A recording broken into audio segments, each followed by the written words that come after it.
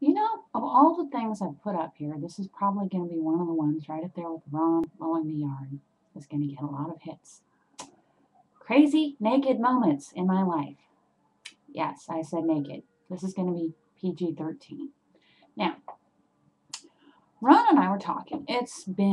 We're getting into summer here in Houston, and it's hot, it's sunny, and it's humid, and it's getting in the 90s every day, and starting to get a little warm. And Ron and I were talking, and he was marching around the house without a shirt on. He looked so cute, the big scar on his chest, all these scars. It looks like he spent a couple months in the hospital. Anyways, I think he's cute with his shirt off, but I'm his wife. I'm supposed to think he's cute. And he came by and he touched me on the shoulder. And he said, Heather, why are you wearing clothes? You know, you could take your clothes off. I don't care.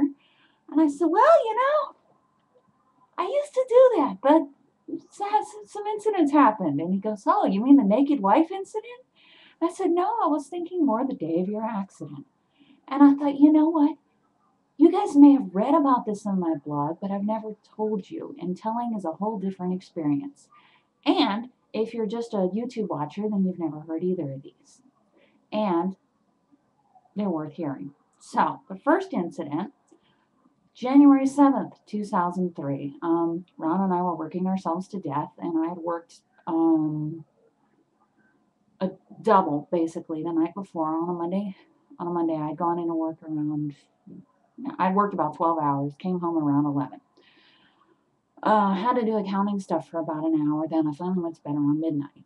Ron got up at 6 and tried to walk to work, but that guy ran the red light and hit him, turned him into roadkill. It was a big mess. He was actually dead in the road. So they scraped him up, got a helicopter, and took him downtown, and they're working away, resuscitating him. Meantime, I'm sleeping away in bed, having a good old rest, and all of a sudden I hear this terrible banging on the door. I used to sleep naked. I used to just walk around the house naked because Ron's blind and nobody was coming over. But this is one of the things that cured me of it. I thought Ron had left his keys at home. He used to do that. He has two key rings, the big work key ring, which has about 20 keys on it, and then the house key ring. And he had the bad habit of going to work with the work keys, and then when he came home, he couldn't get in the door, and he would have to bang on the door until I got up and let him in. So I thought, oh, Ron, you left your keys. So I got out of bed, absolutely naked, 220 pounds. I mean, I am completely naked. And I opened the door, and who's there but Ron's boss? And he goes, ah. I said, oh, crap. And I shut the door.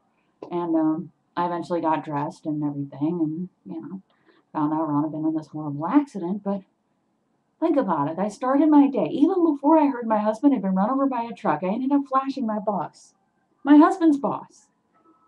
Ah, that cured me pretty much for a very long time.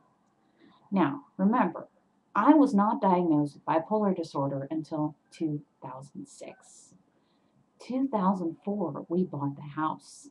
And we bought a nice little lawnmower, and it was in the garage. And we had the garage open a little bit so the cat could get in and out, just in case something was after him or whatever. Eventually, we put a cat door into the garage so he can come in and out by himself. In the meantime, the lawnmower's in the garage, and there's this fishy character. I later found out our next door neighbor had seen this guy looking in the windows of his car, and he ran him off the night before. Well, he came back, and it was about 9 on a Sunday morning, and we don't have a car. So our driveway was vacant. The garage door was open just a bit. I was in the shower, and I hear this noise, like this heaving noise, this straining, heaving, metallic noise as I'm getting out of the shower, and I've dried off, and I hang the towel up, and I'm completely naked. And I walk towards the front of the house because sometimes I hear things that aren't there. Walk towards the front of the house, and I realize, wait a minute, somebody's trying to get into my garage. Well, the nerve! And I look, and there's this little thug dragging my lawnmower out of the garage, and he's got this minivan with the door open, and I'm like, oh, no, you don't. I was so angry. Don't forget, I was bipolar. I wasn't on my pills. And I lived up to my name of Heather the Hatchet. Now, I always seem to be a very sweet, easygoing person. But mess with me or somebody I love, and you're going to find the claws. Um, I've often thought that that Chinese astrology thing that has me as a tiger isn't far wrong. So I went out there gunning for bear, and I said, "I've got you, MF." Dropped the lawnmower, and he was a crackhead, so he's still putting it in the car.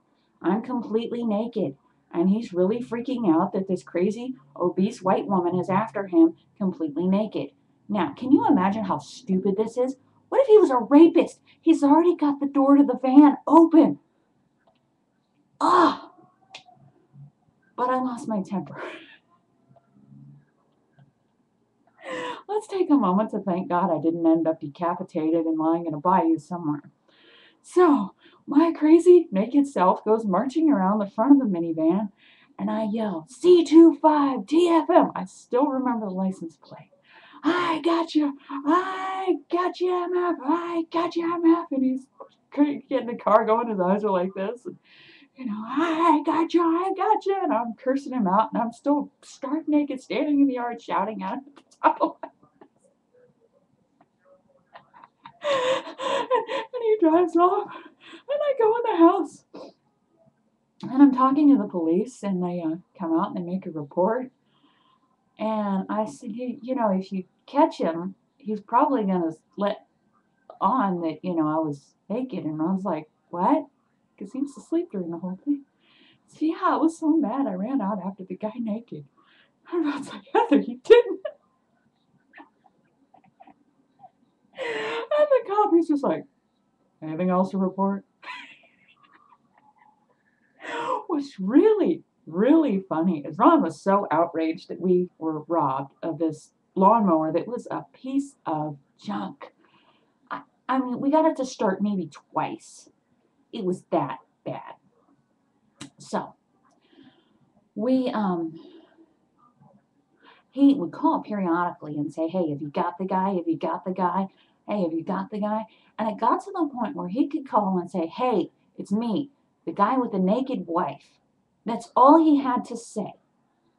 And they would go, oh, let me check on your case number. He didn't have to give her his name or the address. Just say that it was the naked wife guy. And those are my embarrassing naked moments. And that is why I always wear clothes in the house, even on a very hot day. There you have it.